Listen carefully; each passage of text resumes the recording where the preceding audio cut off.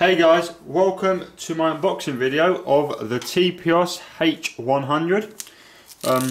It's a in-ear monitor from Korea, fairly new, and the main exciting part of it is the fact that it's a hybrid earphone. There we go.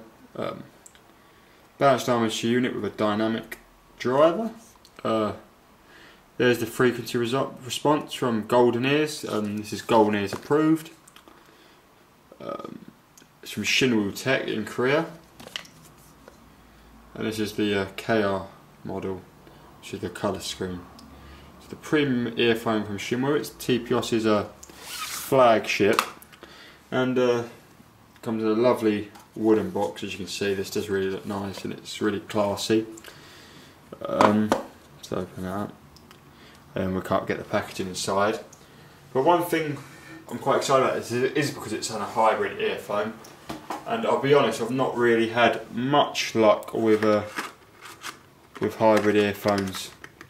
Well, when I say that, I've not had one that's really impressed me, and I've had two so far. Custom one, the Cosmic Ears HY3 extra bass version, and with the Audio Fly F78. So the box is quite nice. Just wooden, but I'll leave that in so you can store some stuff in there. I guess you can use it as a carrying case, or I might put it on my desk, sort of thing. It's quite nice though. It does make it look well presented.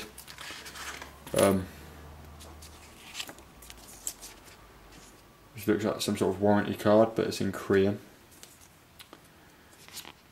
First certified model from Golden Ears. This is quite nice, tells you what you get and stuff, specs, frequency response. So this little carrying pouch as well as the big wooden one. And here we get a fair bit of stuff, as it seems. Get a carabiner clip for the case. An airplane adapter with T-PEOS on it. A quite nice cleaning tool is included. What looks to be like a little rope clip for the case again.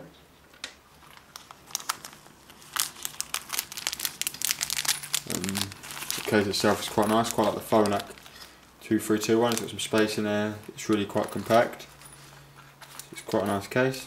And then we've got some Sony hybrid like tips here.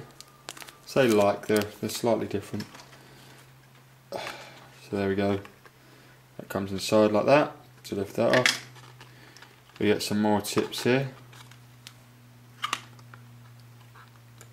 Again, in the style of the extra ones, we just get like double amounts, which is cool. It's quite a large bore. So that's the included tips. Let's look at the earphones now. See, my version is the red version, or the KR is actually its product name. So the cable is actually a material, but it does feel really quite strong, and it's really flexy. It doesn't seem to have held any shape from being packaged, which is really nice. There's a real nice jack, which is metal housed. Good strain relief there. Come up, quite a minimalistic wire split, but again, metal, says SWP Korea. And the top half of the cable is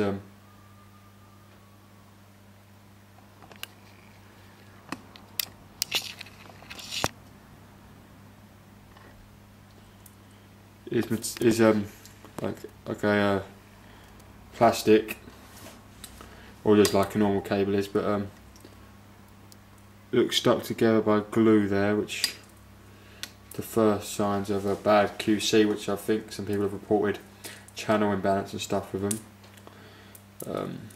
Got a cable kinch, which is good to see. Then finally we have the earphones, the metal housed, which again is nice. Build quality is overall quite good. Everything's metal, the soundbar, etc. We have a little strain relief. You can see it's vented there at the back. They do look quite nice, but nothing to write home about in looks. And I guess the most important thing is how they sound. So that's the next part.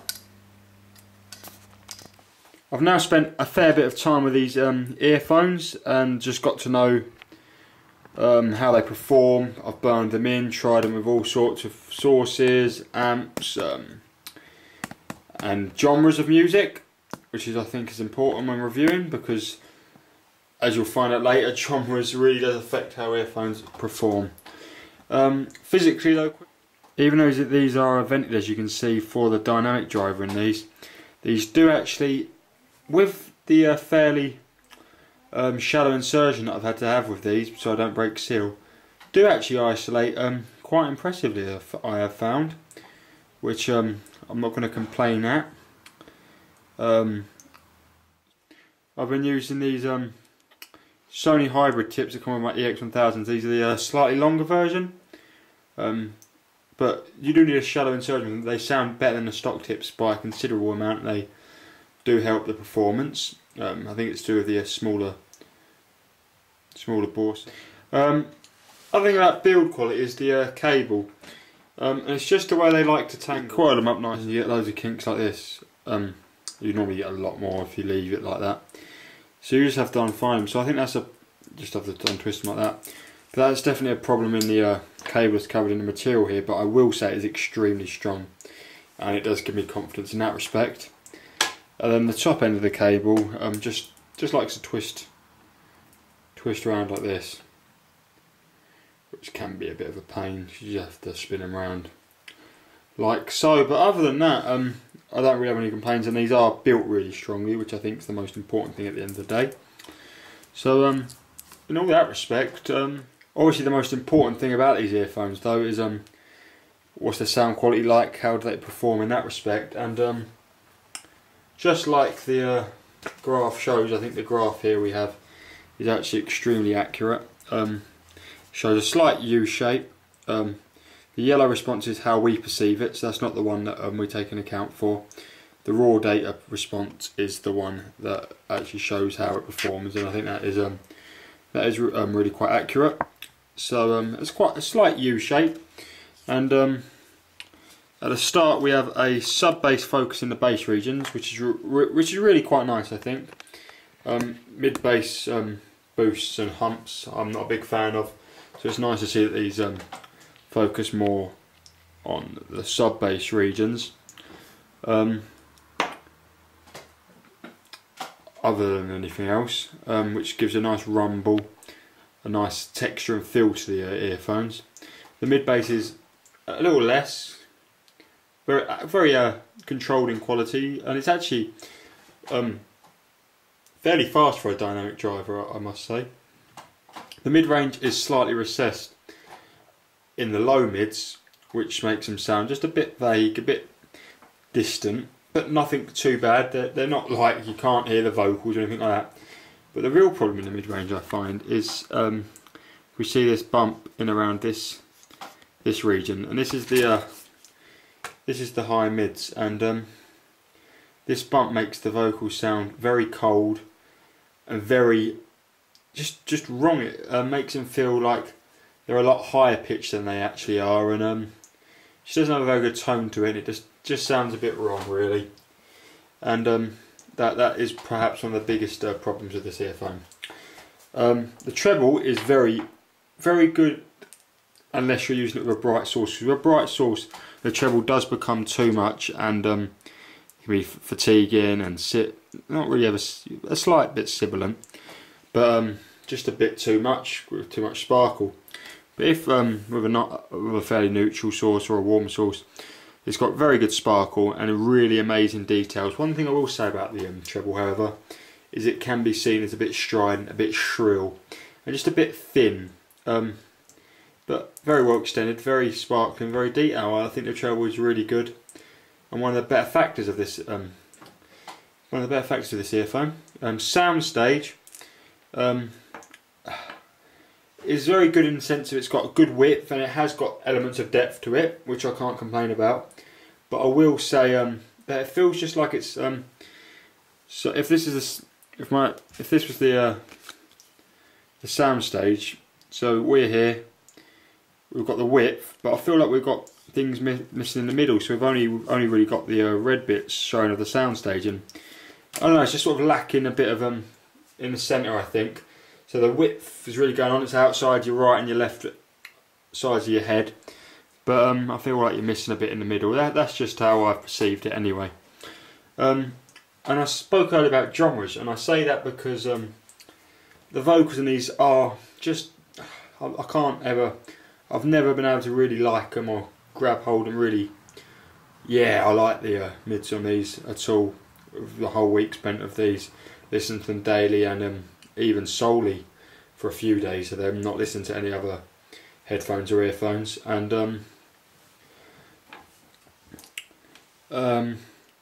they don't really do any sort of music with vocals too well because of that high mid hump, but they do EDM and dubstep and other things like that that don't really do too much vocals extremely well.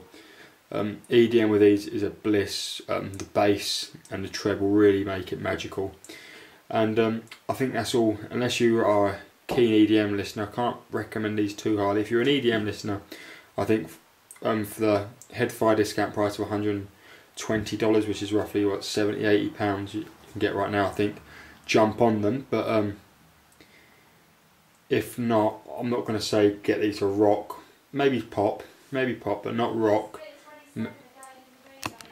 So for that reason, I can't give a wholehearted recommendation, but I do like what they've done with these earphones, and these are the best hybrid earphones I've heard to date, and I think this technology of hybrid earphones really can go somewhere if someone could just.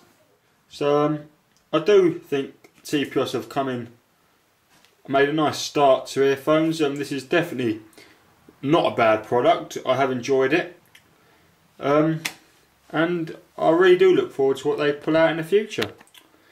Hope you enjoyed this video. Hit the like button, hit the subscribe button, it all means a lot, and thanks for watching.